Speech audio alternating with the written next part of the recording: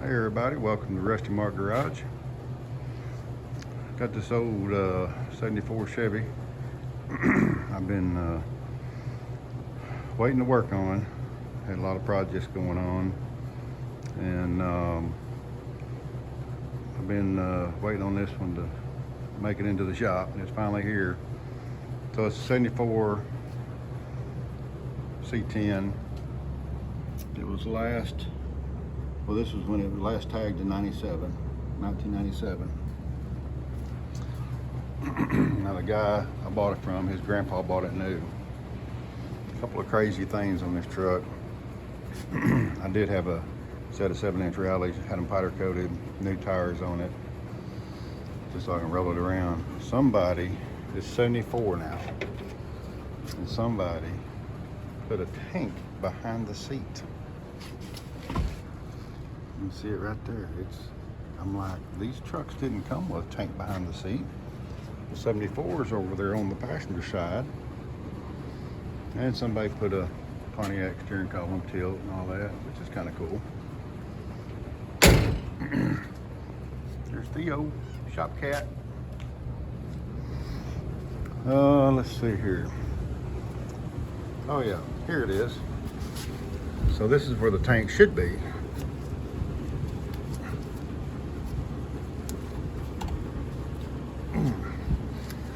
Well, what's going on here? Oh, well, the tank's gone. It's one of them Bluetooth tanks. That's when they put it behind the seat. Anyway, I haven't looked. I've got a bore scope. I haven't looked in it yet. Now, let me turn this. Noisy fan off. Now, I didn't get it on camera, but the other night, me and my nephew were out here, and this old 350 fired up. I mean, it's literally been sitting in the guy I bought it from, his mother's backyard since 1997.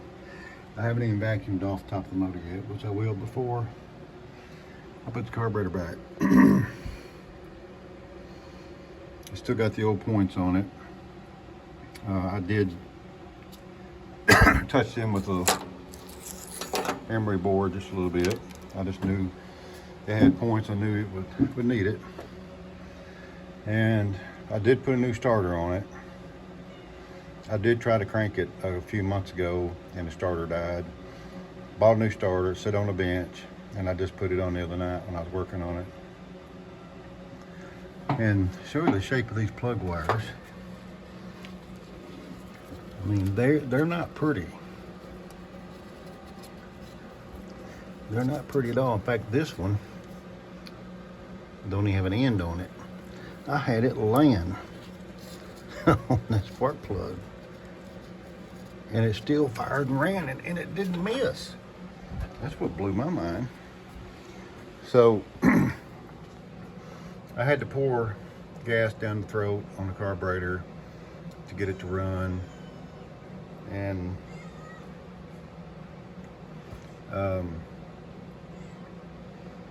but I had my nephew starting it, and I was feeding the gas down the throat on the carb, and it ran, and it sounded good. I had smoked a little bit.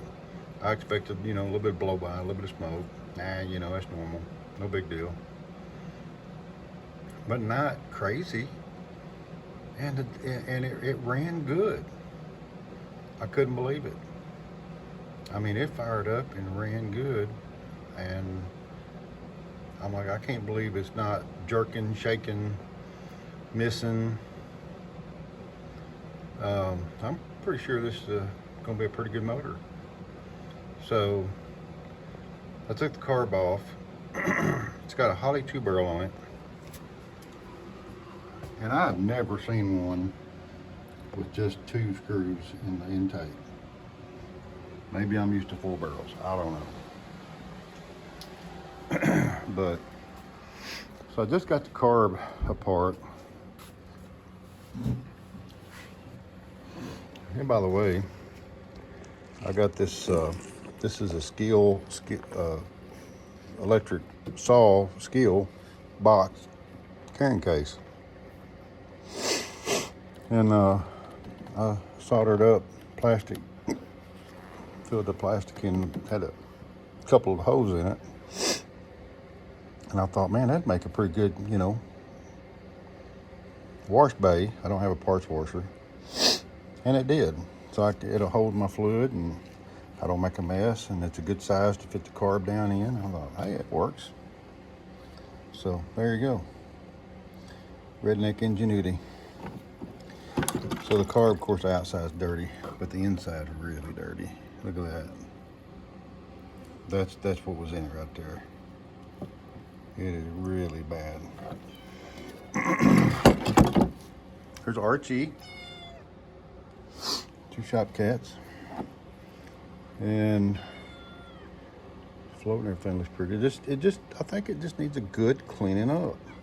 And that's what I'm gonna try to do. I'm gonna try to get it cleaned up good. And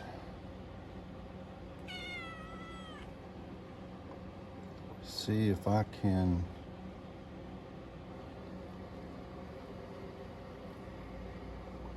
tell if there was a gasket in between there. Or is that just dirt?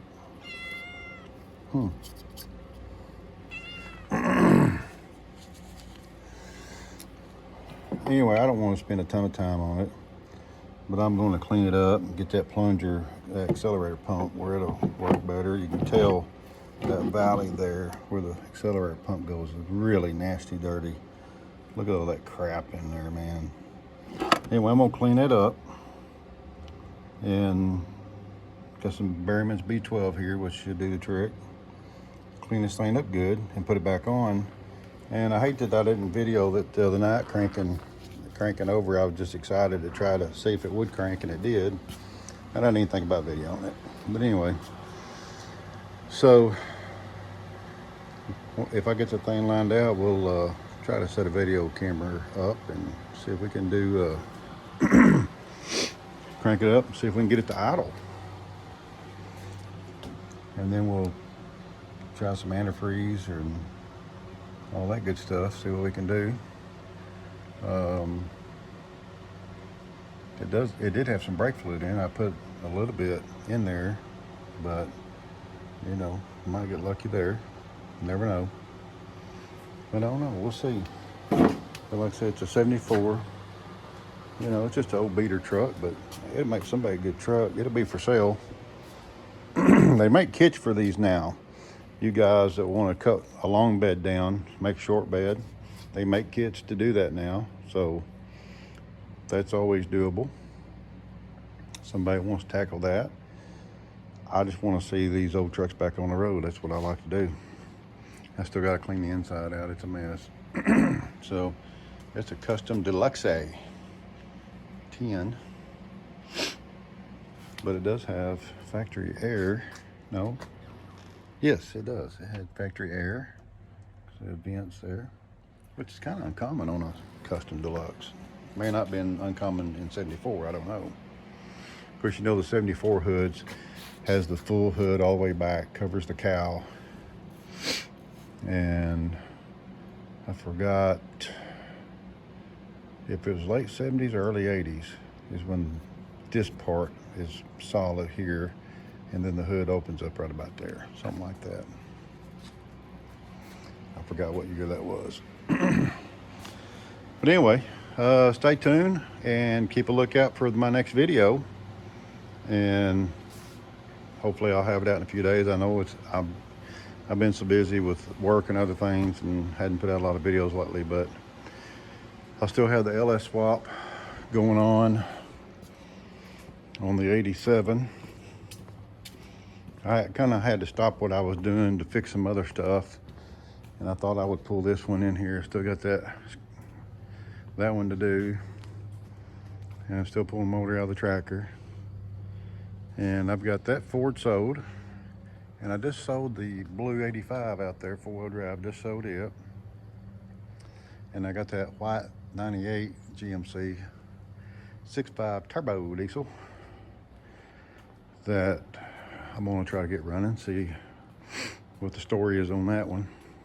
But anyway, stay tuned. Got more videos coming up. Thank y'all for coming by, and we'll catch you later.